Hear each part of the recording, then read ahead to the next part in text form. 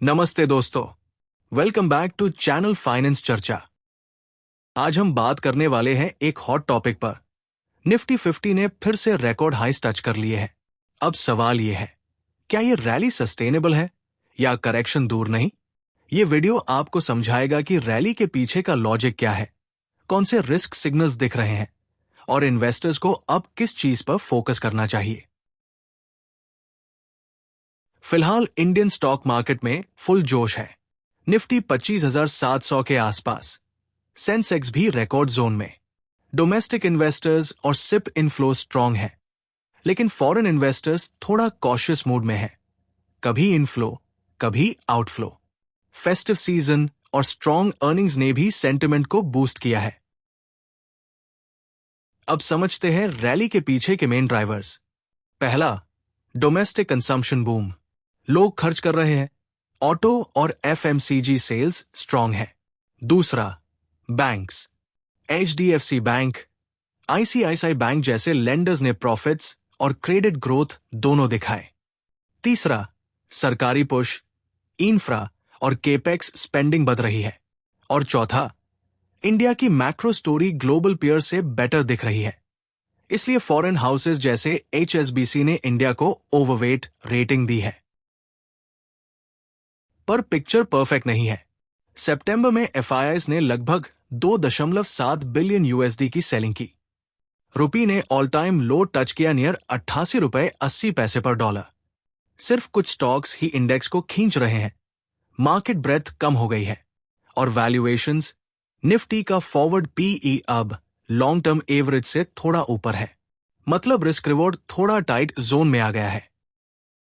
अगर करेक्शन आता है तो ट्रिगर क्या हो सकता है? एक, अगर यूएस फेड या आरबीआई पॉलिसी टफ हो गई तो लिक्विडिटी स्क्वीज हो सकता है। दूसरा, ग्लोबल ट्रेड वॉर या जियोपॉलिटिकल शॉक जैसे ऑयल प्राइस स्पाइक। तीन, कॉर्पोरेट अर्निंग्स अगर एक्सपेक्टेड ग्रोथ से नीचे आए। और चार, domestic mutual fund flow slow हो गए तो मार्केट सपोर्ट कम हो सकता है। यानी रैली को अब स्मार्ट मॉनिटरिंग की जरूरत है। एक स्टडी के हिसाब से जब निफ्टी का पीई 27 से ऊपर गया, अगले 3 से 5 साल के रिटर्न्स एवरेज से नीचे आए। अभी वैल्यूएशंस एक्सट्रीम नहीं है, लेकिन चीप भी नहीं। मतलब रिस्क कम होने के बजाय बढ़ गया है। फ्यूचर रिटर्न्स मॉडरेट रहने के चांसेस ज्यादा है। अगले कुछ महीनों में इन इंडिकेटर्स पर नजर रखिए। एफआई डीआईआई फ्लोस, अगर सेलिंग बढ़ी तो alert. Company earnings, consistent growth जरूरी है। इंडिया वीआईएक्स, अगर वॉलेटिलिटी बढ़ रही है, मार्केट नर्वस हो सकता है। रुपी और इंटरेस्ट रेट दोनों मैक्रो स्टेबिलिटी दिखाते हैं। और ग्लोबल क्यूज जैसे oil, Fed policy, trade tensions, इन सब का असर डायरेक्ट पड़ता है। चलिए 3 सिंपल सिनारियो समझते हैं।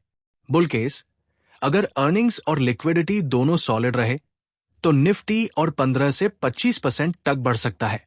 Base case, moderate growth, limited upside.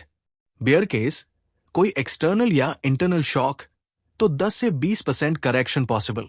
यानी ऑप्टिमिज्म ठीक है, पर ओवर कॉन्फिडेंस नहीं। अब बात करते हैं माइंडसेट की। मार्केट हाई पर है तो शॉर्ट टर्म ट्रेडर्स को थोड़ा डिसिप्लिन चाहिए। लॉन्ग टर्म इन्वेस्टर्स को क्वालिटी और डाइवर्सिफिकेशन पर फोकस करना चाहिए। मोमेंटम के पीछे भागने के बजाय फंडामेंटल्स और वैल्यूएशन पे ध्यान दीजिए। करेक्शन आएगा तो भी पेशेंस रखिए। India's growth story long term strong है। तो दोस्तों, ये थी एक ऑनेस्ट ब्रेकडाउन। निफ्टी हाइस पर खुशी भी है, लेकिन कुछ कॉशन भी जरूरी है। आपको क्या लगता है, ये रैली और चलेगी या पॉज लेगा? कमेंट में लिखिए। वीडियो पसंद आया हो तो लाइक और सब्सक्राइब जरूर करिए।